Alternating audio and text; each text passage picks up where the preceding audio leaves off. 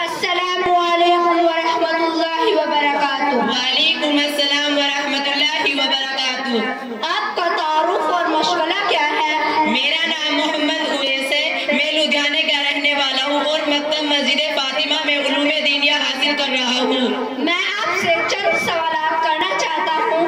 ضرور کیجیے، انشاءاللہ جواب دینے کی کوشش کروں گا۔ اچھا بتلائیں، نماز کسے کہتے ہیں؟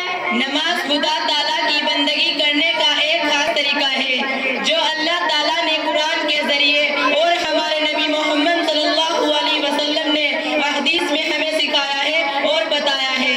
اچھا بتلائیں، نماز میں کیا کیا جاتا ہے؟ مسجد میں یا گھر میں خدا تعالیٰ کے سامنے یکسوئی کے ساتھ ہاتھ باندھ کر کھڑے ہوتے ہیں، اللہ کی تعریف بیان کرتے ہیں اور قرآن شریف پڑھتے ہیں، پھر اس کے سامنے انکساری کے ساتھ جھکتے ہیں اور اس کے بعد نہایت ذلت و عاجزی سے اس کے سامنے زمین پر ماتھا رکھ کر اس کی بڑائی بیان کرتے ہیں۔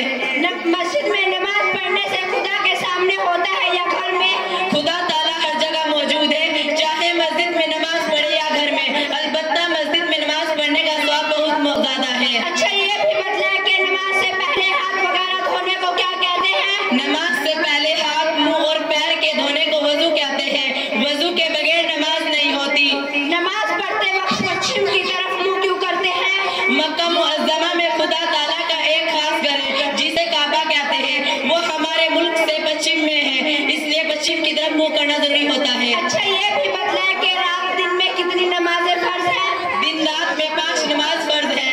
ان 5 نمازوں کے نام اور اوقات کیا کیا ہے؟ پہلی نماز فجر ہے جو سورج نکلنے سے پہلے پڑھی جاتی ہے، دوسری نماز ظہر ہے جو سورج ڈھلنے کے بعد پڑھی جاتی ہے، تیسری نماز عصر ہے جو سورج چھپنے سے تقریباً 2.5 گھنٹے پہلے پڑھی جاتی ہے، چوتھی نماز مغرب ہے جو سورج چھپنے کے بعد پڑھی جاتی ہے، پانچویں نماز عشاء کی ہے جو 2.5 گھنٹے رات گزرنے پر پڑھی جاتی ہے۔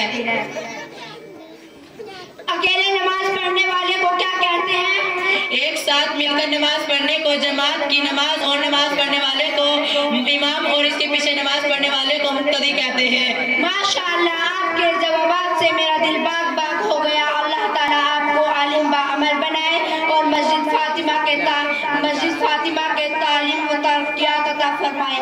آمین۔ وآخر دعوانا الحمدللہ۔